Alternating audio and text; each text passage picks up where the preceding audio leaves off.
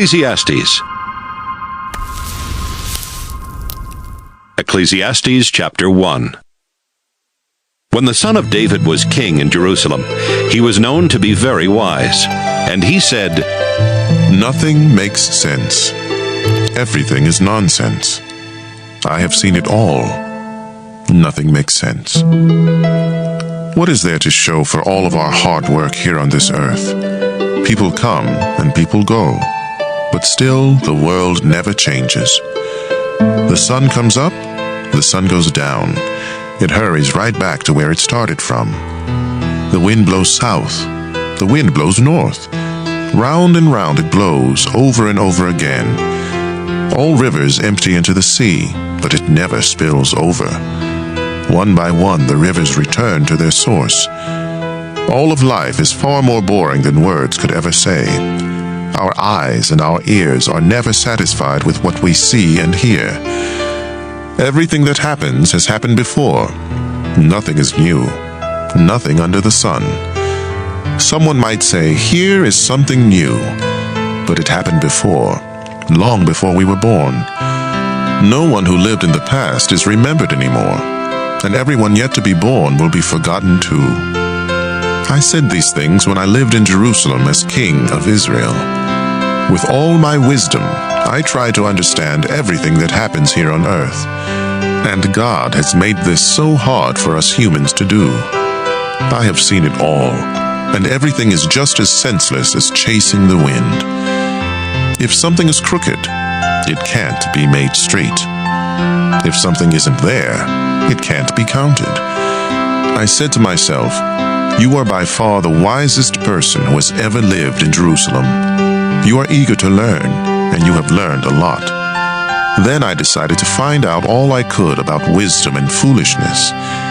Soon I realized that this too was as senseless as chasing the wind. The more you know, the more you hurt. The more you understand, the more you suffer. Ecclesiastes chapter 2. I said to myself, have fun and enjoy yourself. But this didn't make sense. Laughing and having fun is crazy. What good does it do? I wanted to find out what was best for us during the short time we have on this earth. So I decided to make myself happy with wine and find out what it means to be foolish without really being foolish myself. I did some great things. I built houses and planted vineyards. I had flower gardens and orchards full of fruit trees, and I had pools where I could get water for the trees. I owned slaves, and their sons and daughters became my slaves. I had more sheep and goats than anyone who had ever lived in Jerusalem. Foreign rulers brought me silver, gold, and precious treasures. Men and women sang for me, and I had many wives who gave me great pleasure. I was the most famous person who had ever lived in Jerusalem, and I was very wise. I got whatever I wanted and did whatever made me happy. But most of all, I enjoyed my work. Then I thought about everything I had done, including the hard work, and it was simply chasing the wind. Nothing on earth is worth the trouble. I asked myself, what can the next king do that I haven't done? Then I decided to compare wisdom with foolishness and stupidity. And I discovered that wisdom is better than foolishness, just as light is better than darkness.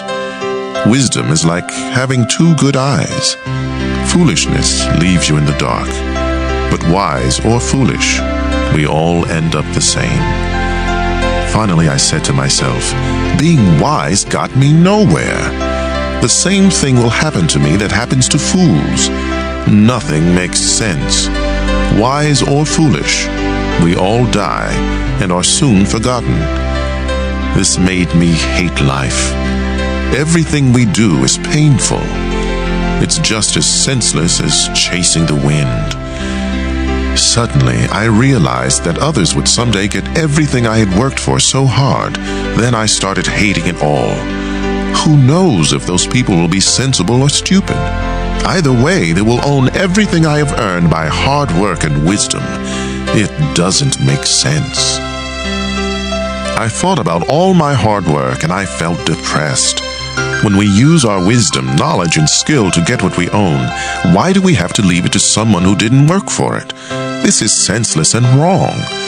What do we really gain from all of our hard work? Our bodies ache during the day, and work is torture. Then at night, our thoughts are troubled. It just doesn't make sense. The best thing we can do is to enjoy eating, drinking, and working.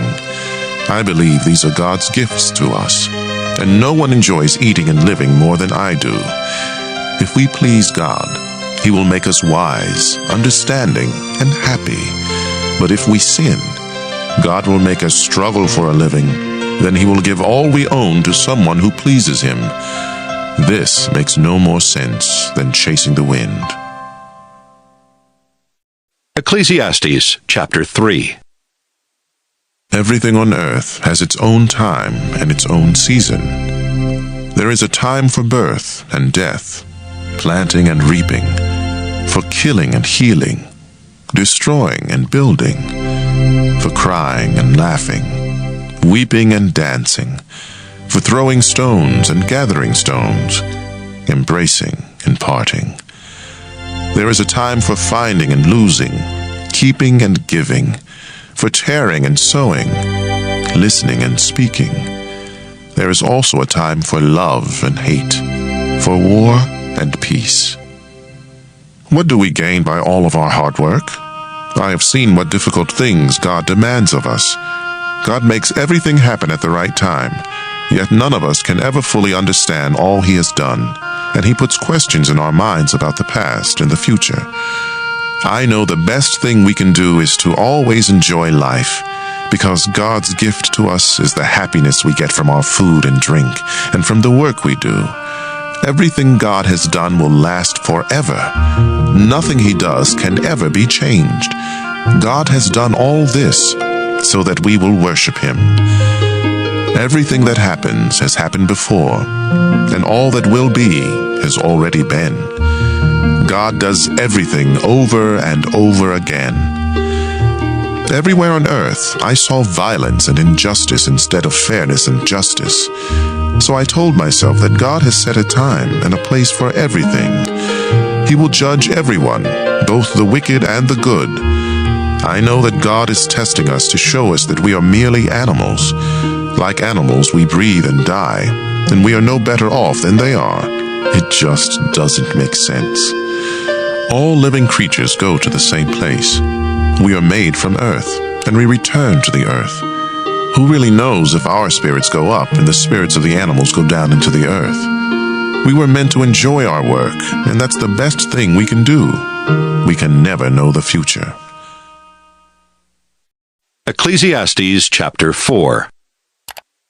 I looked again and saw people being mistreated everywhere on earth. They were crying, but no one was there to offer comfort, and those who mistreated them were powerful.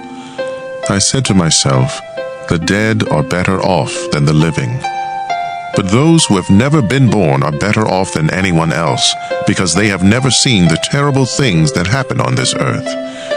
Then I realized that we work and do wonderful things just because we are jealous of others. This makes no more sense than chasing the wind. Fools will fold their hands and starve to death. Yet a very little food eaten in peace is better than twice as much earned from overwork and chasing the wind. Once again, I saw that nothing on earth makes sense. For example, some people don't have friends or family, but they are never satisfied with what they own, and they never stop working to get more. They should ask themselves, why am I always working to have more? Who will get what I leave behind? What a senseless and miserable life. You are better off to have a friend than to be all alone, because then you will get more enjoyment out of what you earn. If you fall, your friend can help you up. But if you fall without having a friend nearby, you are really in trouble. If you sleep alone, you won't have anyone to keep you warm on a cold night. Someone might be able to beat up one of you, but not both of you. As the saying goes, a rope made from 3 strands of cord is hard to break. You may be poor and young, but if you are wise, you are better off than a foolish old king who won't listen to advice. Even if you were not born into the royal family and have been a prisoner and poor, you can still be king. I once saw everyone in the world follow a young leader who came to power after the king was gone. His followers could not even be counted, but years from now, no one will praise him. This makes no more sense than chasing the wind. Ecclesiastes chapter 5. Be careful what you do when you enter the house of God. Some fools go there to offer sacrifices, even though they haven't sinned. But it's best just to listen when you go to worship. Don't talk before you think, or make promises to God without thinking them through. God is in heaven, and you are on earth, so don't talk too much. If you keep thinking about something, you will dream about it. If you talk too much, you will say the wrong thing. God doesn't like fools, so don't be slow to keep your promises to God. It's better not to make a promise at all than to make one and not keep it. Don't let your mouth get you in trouble. And don't say to the worship leader, "I didn't mean what I said." God can destroy everything you have worked for, so don't say something that makes God angry. Respect and obey God. Daydreaming leads to a lot of senseless talk. Don't be surprised if the poor of your country are abused and injustice takes the place of justice. After all, the lower officials must do what the higher ones order them to do. And since the king is the highest official, he benefits most from the taxes paid on the land. If you love money and wealth, you will never be satisfied with what you have. This doesn't make sense either. The more you have, the more everyone expects from you. Your money won't do you any good. Others will just spend it for you. If you have to work hard for a living, you can rest well at night, even if you don't have much to eat. But if you are rich, you can't even sleep. I have seen something terribly unfair. People get rich, but it does them no good. Suddenly they lose everything in a bad business deal, then have nothing to leave for their children. They came into this world naked, and when they die, they will be just as naked. They can't take anything with them, and they won't have anything to show for all their work. That's terribly unfair.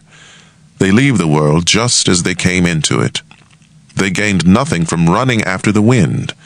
Besides all this, they are always gloomy at mealtime, and they are troubled, sick, and bitter. What is the best thing to do in the short life that God has given us? I think we should enjoy eating, drinking, and working hard. This is what God intends for us to do. Suppose you are very rich and able to enjoy everything you own. Then go ahead and enjoy working hard. This is God's gift to you. God will keep you so happy that you won't have time to worry about each day. Ecclesiastes chapter 6. There is something else terribly unfair, and it troubles everyone on earth. God may give you everything you want, money, property, and wealth. Then God doesn't let you enjoy it, and someone you don't even know gets it all. That's senseless and terribly unfair. You may live a long time and have 100 children, but a child born dead is better off than you, unless you enjoy life and have a decent burial. That child will never live to see the sun or have a name, and it will go straight to the world of darkness, but it will still find more rest than you, even if you live 2,000 years and don't enjoy life. As you know, we all end up in the same place. We struggle just to have enough to eat, but we are never satisfied. We may be sensible, yet we are no better off than a fool. And if we are poor, it still doesn't do us any good to try to live right. It's better to enjoy what we have than to always want something else, because that makes no more sense than chasing the wind. Everything that happens was decided long ago. We humans know what we are like, and we can't argue with God because He is too strong for us. The more we talk, the less sense we make. So what good does it do to talk? Life is short and meaningless, and it fades away like a shadow. Who knows what is best for us? Who knows what will happen after we are gone? Ecclesiastes chapter 7. A good reputation at the time of death is better than loving care at the time of birth. It's better to go to a funeral than to attend a feast. Funerals remind us that we all must die. Choose sorrow over laughter, because a sad face may hide a happy heart. A sensible person mourns, but fools always laugh. Harsh correction is better than the songs of a fool. Foolish laughter is stupid. It sounds like thorns crackling in a fire. Corruption makes fools of sensible people, and bribes can ruin you. Something completed is better than something just begun. Patience is better than too much pride. Only fools get angry quickly and hold a grudge. It isn't wise to ask, why is everything worse than it used to be? Having wisdom is better than an inheritance. Wisdom will protect you just like money. Knowledge with good sense will lead you to life. Think of what God has done. If God makes something crooked, can you make it straight? When times are good, you should be cheerful. When times are bad, think what it means. God makes them both to keep us from knowing what will happen next. I have seen everything during this senseless life of mine. I have seen good citizens die for doing the right thing, and I have seen criminals live to a ripe old age. So don't destroy yourself by being too good or acting too smart. Don't die before your time by being too evil or acting like a fool. Keep to the middle of the road. You can do this if you truly respect God. Wisdom will make you stronger than the 10 most powerful leaders in your city. No one in this world always does right. Don't listen to everything that everyone says, or you might hear your servant cursing you. Haven't you cursed many others? I told myself that I would be smart and try to understand all of this, but it was too much for me. The truth is beyond us. It's far too deep. So I decided to learn everything I could and become wise enough to discover what life is all about. At the same time, I wanted to understand why it's stupid and senseless to be an evil fool. Here is what I discovered. A bad woman is worse than death. She is a trap, reaching out with body and soul to catch you. But if you obey God, you can escape. If you don't obey, you are done for. With all my wisdom, I have tried to find out how everything fits together, but so far I have not been able to. I do know there is one good man in 1,000, but never have I found a good woman. I did learn one thing. We were completely honest when God created us, but now we have twisted minds. Ecclesiastes chapter 8. Who is smart enough to explain everything? Wisdom makes you cheerful and gives you a smile. If you promised God that you would be loyal to the king, I advise you to keep that promise. Don't quickly oppose the king or argue when he has already made up his mind. The king's word is law. No one can ask him, "Why are you doing this?" If you obey the king, you will stay out of trouble. So be smart and learn what to do and when to do it. Life is hard, but there is a time and a place for everything, though no one can tell the future. We cannot control the wind or determine the day of our death. There is no escape in time of war, and no one can hide behind evil. I noticed all this and thought seriously about what goes on in the world. Why does one person have the power to hurt another? I saw the wicked buried with honor, but God's people had to leave the holy city and were forgotten. None of this makes sense. When we see criminals commit crime after crime without being punished, it makes us want to start a life of crime. They commit hundreds of crimes and live to a ripe old age, in spite of the saying, "Everyone who lives right and respects God will prosper." But no one who sins and rejects God will prosper or live very long. There is something else that doesn't make sense to me. Good citizens are treated as criminals, while criminals are honored as though they were good citizens. So I think we should get as much out of life as we possibly can. There is nothing better than to enjoy our food and drink and to have a good time.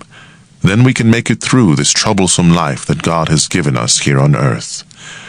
Day and night I went without sleep, trying to understand what goes on in this world. I saw everything God does, and I realized that no one can really understand what happens. We may be very wise, but no matter how much we try or how much we claim to know, we cannot understand it all. Ecclesiastes chapter 9. I thought about these things. Then I understood that God has power over everyone, even those of us who are wise and live right. Anything can happen to any of us, and so we never know if life will be good or bad. But exactly the same thing will finally happen to all of us, whether we live right and respect God, or sin and don't respect God. Yes, the same thing will happen if we offer sacrifices to God or if we don't, if we keep our promises or break them. It's terribly unfair for the same thing to happen to each of us. We are mean and foolish while we live, and then we die. As long as we are alive, we still have hope, just as a live dog is better off than a dead lion. We know that we will die, but the dead don't know a thing. Nothing good will happen to them. They are gone and forgotten. Their loves, their hates, and their jealous feelings have all disappeared with them. They will never again take part in anything that happens on this earth. Be happy and enjoy eating and drinking. God decided long ago that this is what you should do. Dress up, comb your hair, and look your best. Life is short, and you love your wife, so enjoy being with her.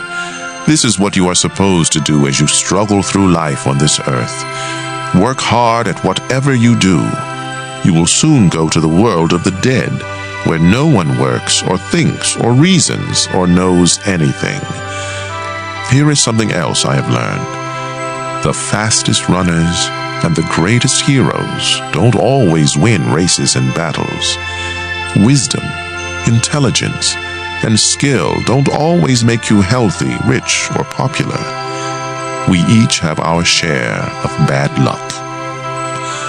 None of us know when we might fall victim to a sudden disaster and find ourselves like fish in a net or birds in a trap. Once I saw what people really think of wisdom. It happened when a powerful ruler surrounded and attacked a small city where only a few people lived. The enemy army was getting ready to break through the city walls, but the city was saved by the wisdom of a poor person who was soon forgotten. So I decided that wisdom is better than strength. Yet if you are poor, no one pays any attention to you, no matter how smart you are. Words of wisdom spoken softly make much more sense than the shouts of a ruler to a crowd of fools. Wisdom is more powerful than weapons, yet one mistake can destroy all the good you have done. Ecclesiastes chapter 10. A few dead flies in perfume make all of it stink, and a little foolishness outweighs a lot of wisdom. Sensible thoughts lead you to do right. Foolish thoughts lead you to do wrong. Fools show their stupidity by the way they live. It's easy to see they have no sense. Don't give up your job when your boss gets angry. If you stay calm, you'll be forgiven. Some things rulers do are terribly unfair. They honor fools, but dishonor the rich. They let slaves ride on horses, but force slave owners to walk. If you dig a pit, you might fall in. If you break down a wall, a snake might bite you. You could even get hurt by chiseling a stone or chopping a log. If you don't sharpen your axe, it will be harder to use. If you are smart, you'll know what to do. The power to charm a snake does you no good if it bites you anyway. If you talk sensibly, you will have friends. If you talk foolishly, you will destroy yourself. Fools begin with nonsense, and their stupid chatter ends with disaster. They never tire of talking, but none of us really know what the future will bring. Fools wear themselves out. They don't know enough to find their way home. A country is in for trouble when its ruler is childish and its leaders party all day long. But a nation will prosper when its ruler is mature and its leaders don't party too much. Some people are too lazy to fix a leaky roof. Then the house falls in.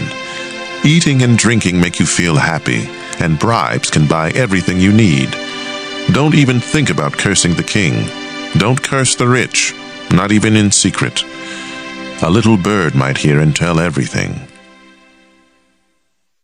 Ecclesiastes chapter 11. Be generous, and someday you will be rewarded. Share what you have with 7 or 8 others, because you never know when disaster may strike. Rain clouds always bring rain. Trees always stay wherever they fall. If you worry about the weather and don't plant seeds, you won't harvest a crop. No one can explain how a baby breathes before it is born. So how can anyone explain what God does? After all, He created everything. Plant your seeds early in the morning and keep working in the field until dark. Who knows? Your work might pay off, and your seeds might produce. Nothing on earth is more beautiful than the morning sun. Even if you live to a ripe old age, you should try to enjoy each day, because darkness will come and will last a long time. Nothing makes sense. Be cheerful and enjoy life while you are young. Do what you want and find pleasure in what you see. But don't forget that God will judge you for everything you do. Rid yourself of all worry and pain, because the wonderful moments of youth quickly disappear. Ecclesiastes chapter 12. Keep your Creator in mind while you are young. In years to come, you will be burdened down with troubles and say, I don't enjoy life anymore.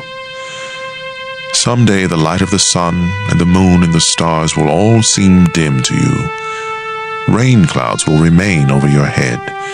Your body will grow feeble, your teeth will decay, and your eyesight fail. The noisy grinding of grain will be shut out by your deaf ears, but even the song of a bird will keep you awake. You will be afraid to climb up a hill or walk down a road. Your hair will turn as white as almond blossoms. You will feel lifeless and drag along like an old grasshopper. We each go to our eternal home, and the streets are filled with those who mourn. The silver cord snaps, the golden bowl breaks, the water pitcher is smashed, and the pulley at the well is shattered. So our bodies return to the earth, and the life-giving breath returns to God. Nothing makes sense. I have seen it all. Nothing makes sense. I was a wise teacher with much understanding, and I collected a number of proverbs that I had carefully studied. Then I tried to explain these things in the best and most accurate way. Words of wisdom are like the stick a farmer uses to make animals move.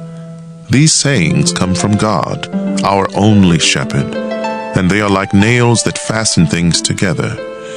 My child, I warn you to stay away from any teachings except these. There is no end to books, and too much study will wear you out. Everything you were taught can be put into a few words. Respect and obey God. This is what life is all about. God will judge everything we do, even what is done in secret, whether good or bad.